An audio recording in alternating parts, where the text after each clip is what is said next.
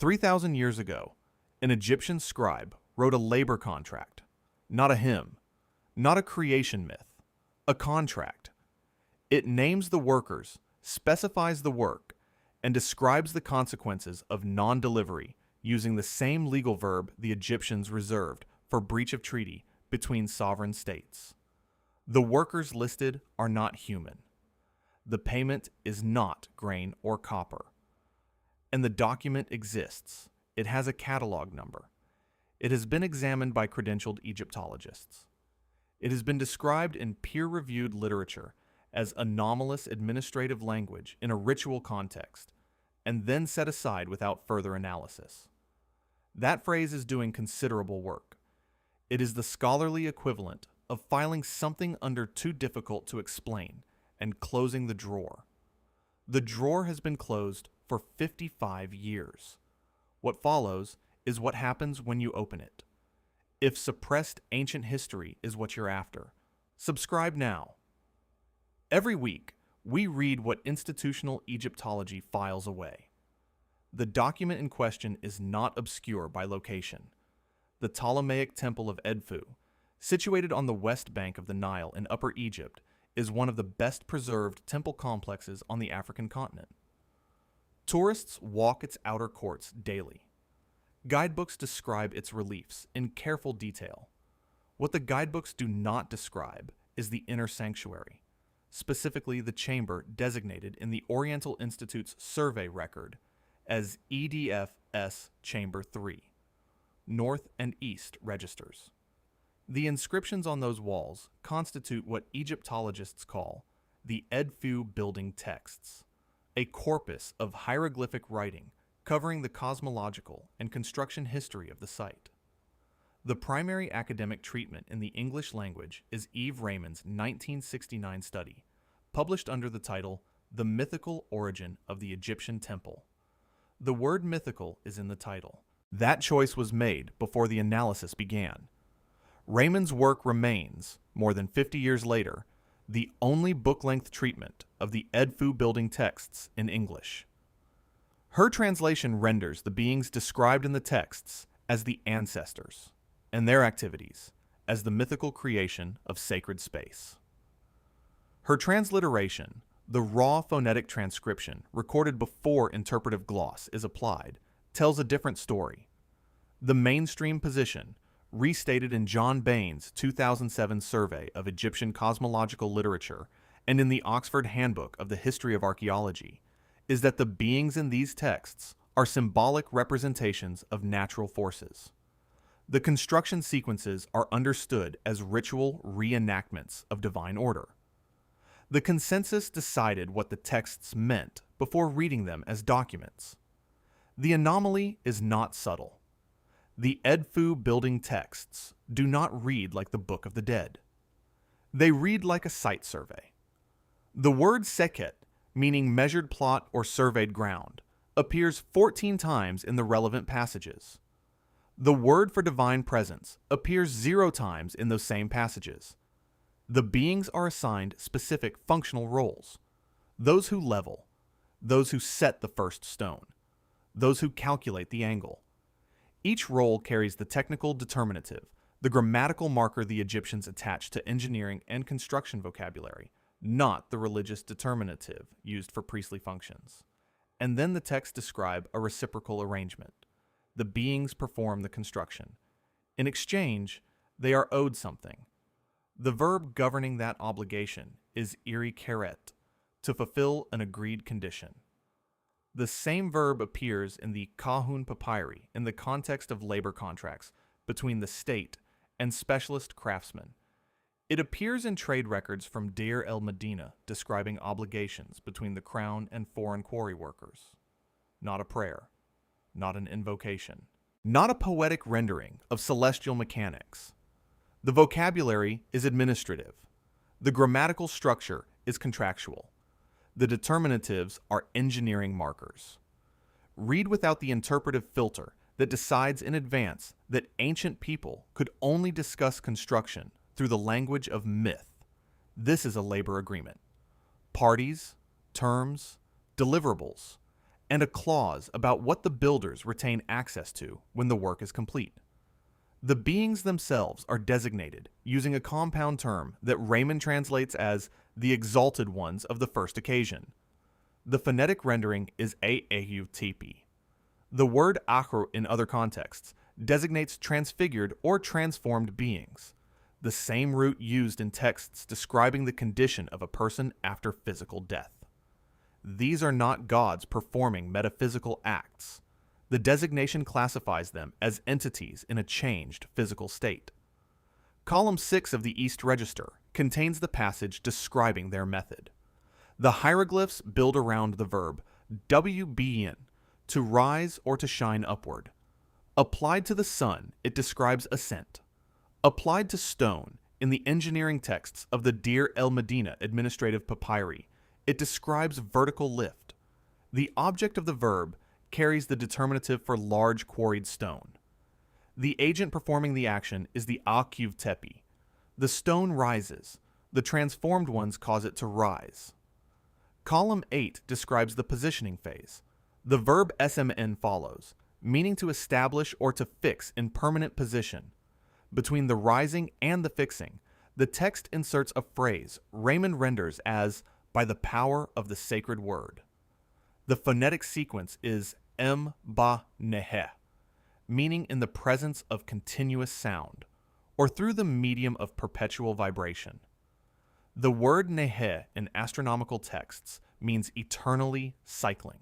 In the context of wave mechanics, it describes a standing wave, a tone that does not decay because it is continuously renewed. Column 10 contains the contractual clause that no published translation has presented in full. The phonetic text reads, Disen kit r caret nbtr nehe. Raymond translates this as they offer all things for eternity. The literal administrative reading is they fulfill all contractual obligations in perpetuity. One is a religious sentiment. The other is an enforceable clause. The difference between those two translations is the difference between a hymn and a deed. Raymond's raw transliteration appendix, the phonetic record before interpretation, was published in a limited academic run. The book has not been reprinted. Secondhand copies trade for several $100s. The transliteration appendix has never been digitized by any public institution. The source material is technically available. Practically, it is behind a wall of scarcity that functions as efficiently as a locked archive. The accessible translation is the filtered one. The unfiltered version requires either significant money or institutional access. That is not an accident of publishing economics. Academic presses reprint texts with sustained research demand. There is no reprint. The demand has not been permitted to develop because the conclusions the raw text supports have not been permitted to enter mainstream discussion. The text exists. The raw phonetic record exists. Now consider what modern acoustic physics describes.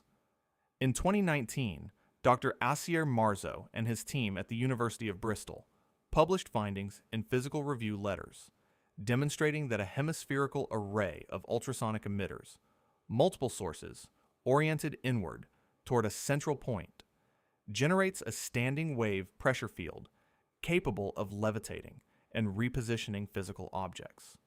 The controlling variable is phase relationship, the timing offset between individual emitters. Adjust the phase, the pressure node moves. The suspended object follows the node. Smooth, continuous, precise repositioning through adjusted vibration alone. The EDFU column 8 sequence describes this in operational order. First, the field is established through continuous sound, nehe. Then, the object is fixed using SMN. The standing wave creates the condition. The positioning follows from the condition. The sequence is identical. The University of Salford Acoustic Research Center adds a second layer. When particulate material is introduced to a surface carrying a standing wave, it self-organizes into geometric patterns determined entirely by frequency. The precision of the resulting pattern is not a function of human skill. It is a consequence of physics. The fitting tolerances described in the Edfu construction sequence, stones set without gap, without separation, without the admission of air between them, are consistent with objects positioned by acoustic nodes rather than by manual placement. A stone guided into position by a standing wave field does not require a mason's judgment to fit precisely. The field provides the precision. In 2008, a research team from the Acoustic Research Center submitted a formal permit application to the Supreme Council of Antiquities to conduct infrasound resonance measurements inside the Edfu inner sanctuary. The application cited the building texts directly and specified survey-level measurement intensities, calculated to remain well below any threshold for surface damage. The permit was denied on grounds of risk to ancient surfaces. The application's own technical specifications refuted that concern. The permit was still denied. A follow-up application filed in 2015 received no response. The research that could test the acoustic hypothesis against the physical dimensions of the sanctuary walls has not been conducted. The permit remains denied. The Edfu inscriptions describe themselves as copies. The texts state explicitly that they were transcribed from older documents described as Medu Netjer Entep, divine words of the first time, stored in a sealed archive called the Per Medjat, the House of Writings. The Ptolemaic priests inscribing these walls around 237 BCE were not composing original theology. They were copying something older, and they recorded that fact in the copy itself.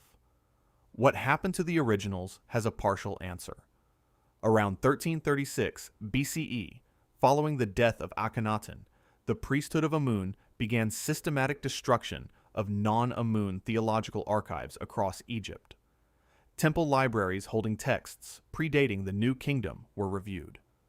Administrative records referencing the pre-dynastic builders, the Akhu Tepi, were classified as associated with heterodox positions. The Hermopolite archive, which held some of the oldest construction records in Egypt, was purged.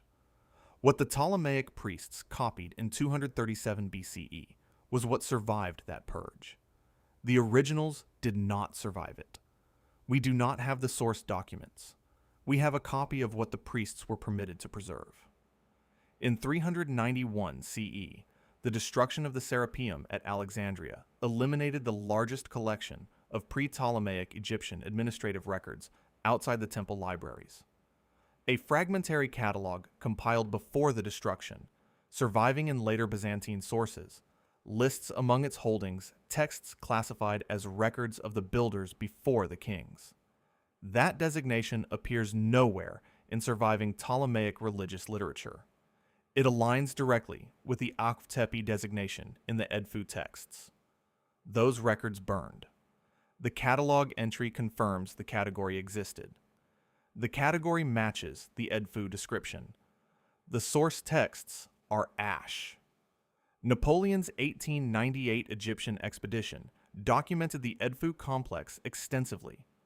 The published Description de l'Egypte includes detailed drawings of the exterior reliefs. The inner sanctuary drawings, including Chamber 3, appear in the first edition of 1809 under the section titled Inscriptions Intérieur. That section was removed from the revised edition of 1817. The removed plates appear in the first edition index by number. The plates themselves are absent from the revised edition.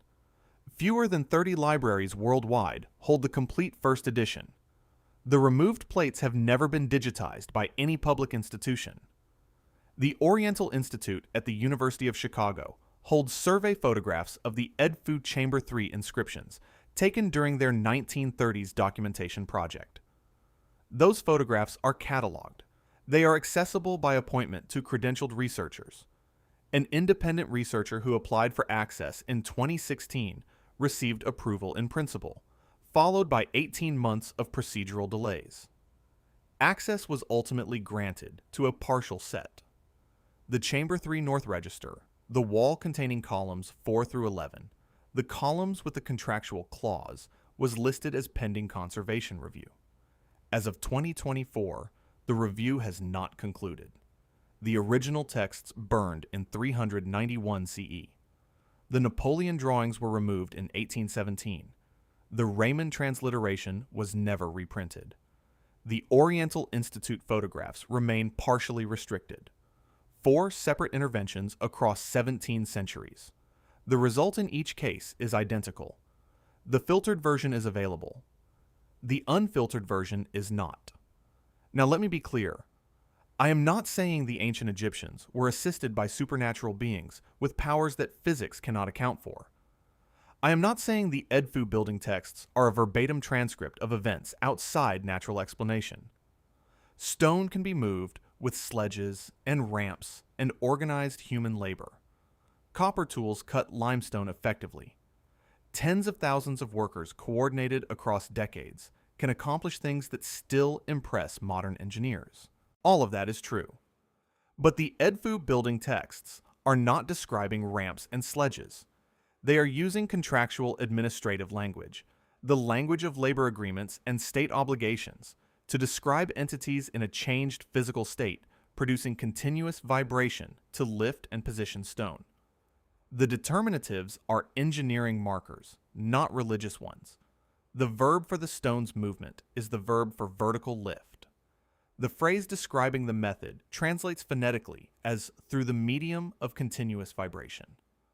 Modern acoustic physics describes a mechanism that produces precisely this result, using phase-adjusted standing wave arrays, emitter geometries, and pressure nodes. The match is not metaphorical. It is operational and sequential.